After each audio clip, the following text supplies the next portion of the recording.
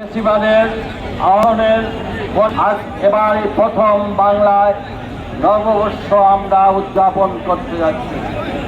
সেই বাংলা নববর্ষে আমাদের অঙ্গীকার হোক এই ফেসিবাদের আওয়ামী লীগের দুঃশাসনের যেন আবার কোনোভাবে আমাদের দেশে আবার আবির্ভাব না হয়।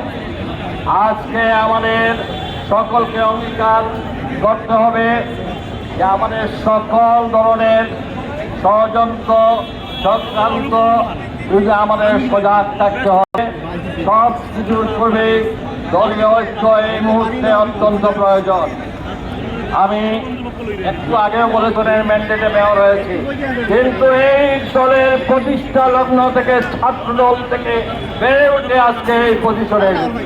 প্রথমে আমার দলীয় পরিচয়, তারপরে হবে অন্যান্য পরিচয়। কাজেই আশা করি ভবিষ্যতে আমার দলীয় পরিচয়কে খাটো করে দেখার কোনো সুযোগ দিবেন না। এবং একই সাথে দলের মধ্যে কোনোভাবে আজকের এই বাংলা নববর্ষে আমাদের সকলের অঙ্গীকার হোক দল কোনোভাবে কারো পকেটস্থ যেন না হয়। দল যেন উন্মুক্ত হয়ে সবার জন্য এক হয়ে আমরা তারেক রহমানের নেতৃত্বে ঐক্যবদ্ধ বিএনপি আমরা দেখতে চাই। তাই ষড়যন্ত্রের বিরুদ্ধে ঐক্যবদ্ধভাবে আমাদেরকে এক হয়ে আগামী কর্মসূচি পালনের আহ্বান জানিয়ে আজকের আল্লাহ হাফেজ। বাংলাদেশ জিন্দাবাদ। দেশ নেত্রী বেগম খালেদা জিয়া জিন্দাবাদ। শহীদ জিয়া অমর হোক। আমাদের ভারপ্রাপ্ত চেয়ারম্যান ধরনের অহংকার আগামী দিনের রাষ্ট্রনায়ক অধিকার আদায় করতে একটি গণতান্ত্রিক সরকার এদেশে প্রতিষ্ঠা করব, সেটাই হোক আজকের নববর্ষের প্রিয় ভাইরা।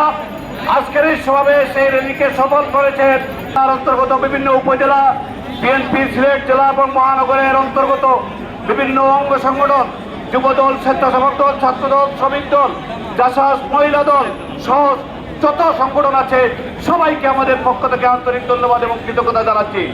এখন আজকের এই সভাপতি বক্তব্য রাখার জন্য অনুরোধ জানাচ্ছে জাতীয়তাবাদী দল সিলেট জেলা শাখার বিপ্লবীর সভাপতি, নির্বাচিত সভাপতি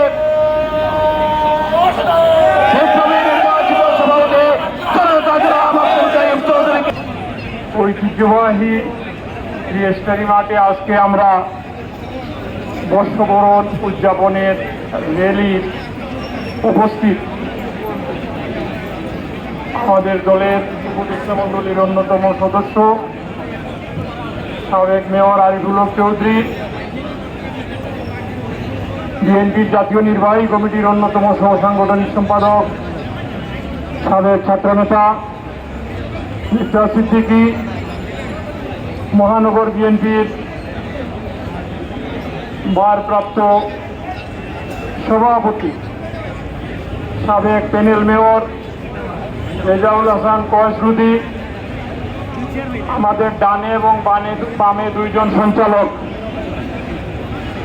জেলা বিএনপির সংগ্রামী সাধারণ সম্পাদক অ্যাডভোকেট ইমরান আহমদ চৌধুরী, মহানগর বিএনপির সংগ্রামী সাধারণ সম্পাদক এমদাদুদ্দিন চৌধুরী এবং আমার সামনে উপস্থিত বিএনপি এবং অঙ্গ সহযোগী সংগঠনের বিভিন্ন পর্যায়ের নেতৃবৃন্দ। বক্তব্যের প্রারম্ভে বাংলাদেশ জাতীয়তাবাদী দলের পক্ষ থেকে আমাদের নেতা জনাব তারেক রহমান, আমাদের নেত্রী বেগম খালেদা জিয়ার পক্ষ থেকে সরকারের ভয় ছিল এই ধরনের পয়লা বৈশাখ বা কোনো সামাজিক অনুষ্ঠানের মধ্য দিয়ে যদি মানুষ জড়ো হয় তাদেরকে উৎখাত করে ফেলব, কিন্তু আজকে